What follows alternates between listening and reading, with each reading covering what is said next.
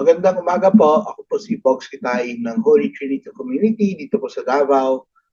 Welcome po sa Landas ng Pag-asa.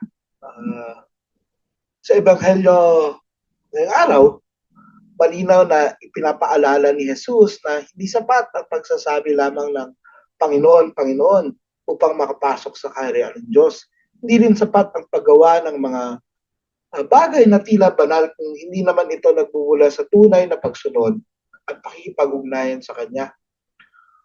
Ang mahalaga ay ang paggawa ng kalooban ng Ama, ang pagsasabuhay ng kanyang mga aral sa ating pang-araw-araw na buhay. Napapaalalahanan tayo dito na ang pananampalataya ay hindi lamang salita kundi gawa. Madaling sabihin na tayo ay naniniwala sa Diyos, ngunit ang tunay na sukatan ay kung paano natin ito ipinapakita sa ating mga kilos, sa pagmamahal sa kapwa, sa katapatan, sa pagpapatawad, at sa pagiging makatarungan.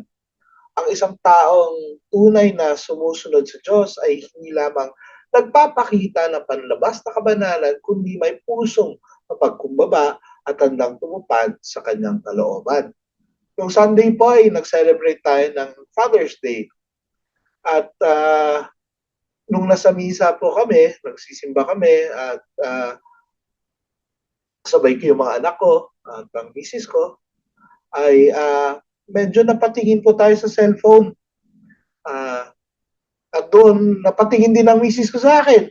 At sabi niya, ang mga anak mo ay nakatingin sa'yo. Kung anong gagawin mo, ay gagawin din nila. At yun naman, sa sarili ko, no, ay napaisip ako kasi ang mga anak ko puro lalaki. At lahat po ito ay nagsisilbi din sa Panginoon. At kung ako yung nagmimisa at nakatingin sa cellphone, syempre, gagayahin nila yon. Bakit si Papang pwede, kami hindi? Ako yung napaisip. Sabi ko, oo nga naman, hindi sapat ang pagsisimba lamang or pag-attend ng prayer meeting or even pag-lead ng prayer meeting. Kailangan kung ano yung ginagawa mo, kung ano napupulot mo sa prayer meeting, ay isinasabuhay mo. Doon po sa tatlong anak ko, ang isa po doon ay magsa-celebrate po ng birthday niya today, June 25. Napanganak po siya noong 2009. At ang aking pinagdarasal lagi ay ang anak ko ay maging mabuting tao. Lahat ng mga anak ko ay maging mabuting tao.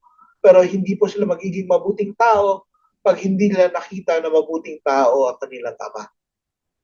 At yun po, this Sunday po ay magsa-celebrate din po ang aming faith group dito, ang Catholic prayer group namin. Ang pangalan po ay Holy Trinity Community dito sa Davao ng 25th anniversary namin. At doon po sa 25th anniversary namin ay inibitahan po namin yung mga taong nasaktan namin, no? At maghihingi po kami ng tawad sa kanila. Na sana ay kung bumalik pa kayo sa community or hindi, nasa sa inyo po yun. Pero sa amin po ay gusto po namin humingi ng tawad kung nagkasala po kami sa inyo or na-offend po namin kayo. At doon po sa gagawin naming gesture this Sunday po ay mga anak ko po ay mawi-witness po ito.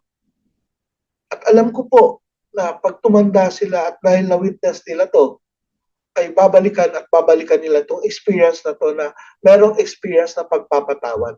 Yun po ang tawag sa atin ng Panginoon, ang magpatawad at humingi ng tawad sa mga tao ating na-offend. Sa huli, ang tunay na pundasyon ng ating buhay ay si Kristo. Kapag siya ang naging sentro, mapapanatag tayo at magkakaroon ng direksyon anuman ang mangyari.